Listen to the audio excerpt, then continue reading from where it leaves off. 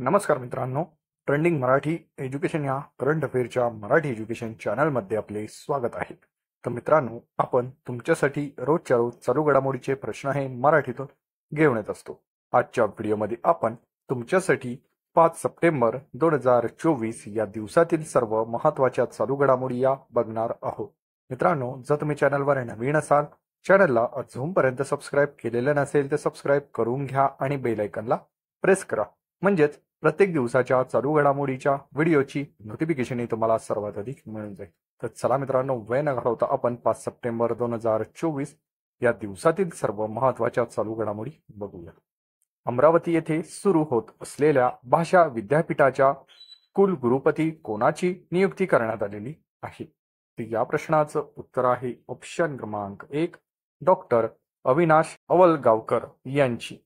मित्रांनो, अमरावती येथे सुरू होत असलेल्या भाषा विद्यापीठाच्या कुलगुरुपदी आता डॉक्टर अविनाश अवलगावकर यांची नियुक्तीही होणार आहे. तर चला नेक्स्ट चालू घडामोडी बघूया.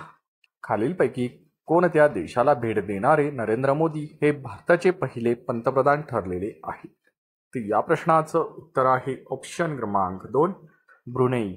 मित्रांनो, ब्रुनेई देशाला भेट देणारे नरेंद्र मोदी हे भारताचे पहिले पंतप्रधान ठरलेले आहे. मित्रांनो, ब्रुनेई या देशाला भेट देणारे नरेंद्र मोदी हे भारताचे पहिले पंतप्रधान ठरलेले आहे. हा पहिला पॉईंट तुम्ही लक्षात असू द्या. तर भारत आणि ब्रुनेई देशाच्या राजनैतिक संबंधाला 40 वर्ष देखील पूर्ण झालेली आहे. हा देखील दुसरा पॉईंट तुम्ही लक्षात असू द्या. तर चला नेक्स्ट चालू घडामोडी बघूया. जागतिक बँकेने वित्त वर्ष 2025 साठी भारताचा वृद्धी दर अंदाज 6.6% वरून आता किती टक्के केलेला आहे? तर या प्रश्नाचं उत्तर आहे ऑप्शन क्रमांक 3, 7%. जागतिक बँकेने वित्त वर्ष 2025 साठी भारताचा वृद्धी दर हा अंदाजे 6.6% वरून 7% केलेला आहे. तर चला नेक्स्ट चालू घडामोडी बघूया.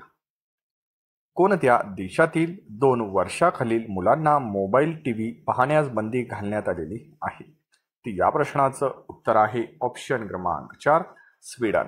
मित्रांनो, स्वीडन देशातील 2 वर्षाखालील मुलांना आता मोबाईल आणि टीव्ही पाहण्यास बंदी घालण्यात आलेली आहे.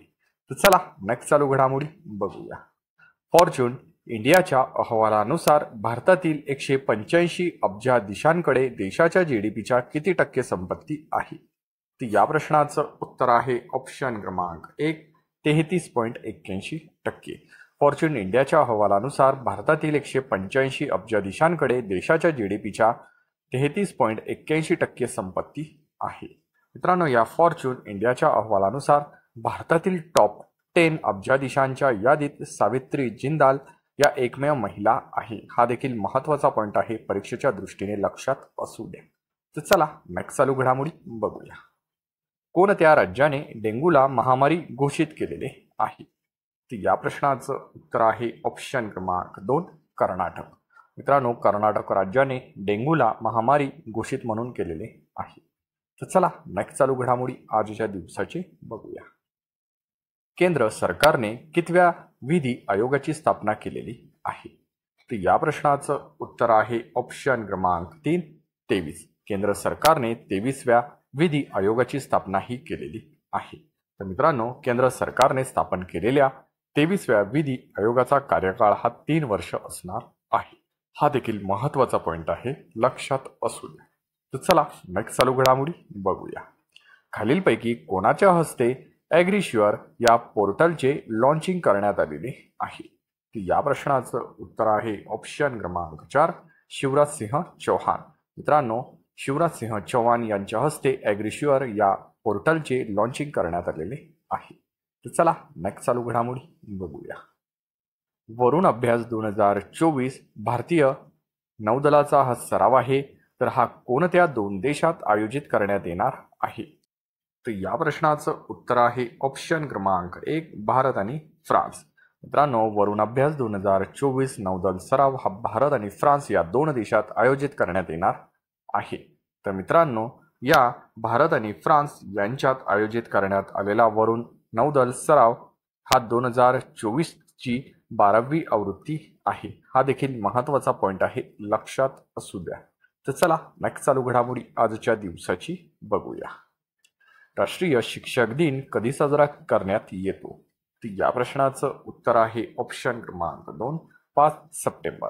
मित्रांनो, आपण राष्ट्रीय शिक्षक दिन हा 5 सप्टेंबर दिवशी साजरा करत असतो. तर मित्रांनो, अशाच रोजच्या रोज टॉप 10 करंट अफेअरची माहिती बघण्यासाठी ट्रेंडिंग मराठी एज्युकेशन या करंट अफेअरच्या मराठी एज्युकेशन चॅनलला तुम्ही अजूनपर्यंत सबस्क्राईब केलेलं नसेल तर सबस्क्राईब करून घ्या आणि बेल आयकनला प्रेस करा, म्हणजे प्रत्येक दिवसाच्या चालू घडामोडीच्या व्हिडिओची नोटिफिकेशन तुम्हाला सर्वात आधी मिळून जाईल. मित्रांनो, वेळ न घालवता व्हिडिओला एक लाईक जरूर करा आणि व्हिडिओ हा जास्तीत जास्त आपल्या अभ्यासू मित्रमैत्रींपर्यंत शेअर करा, म्हणजेच त्यांना देखील तुमच्या अभ्यासाचा आणि या व्हिडिओचा फायदा होईल. तर तुम्ही चॅनलवरील पूर्ण व्हिडिओ बघितल्याबद्दल तुमचे मनापासून धन्यवाद.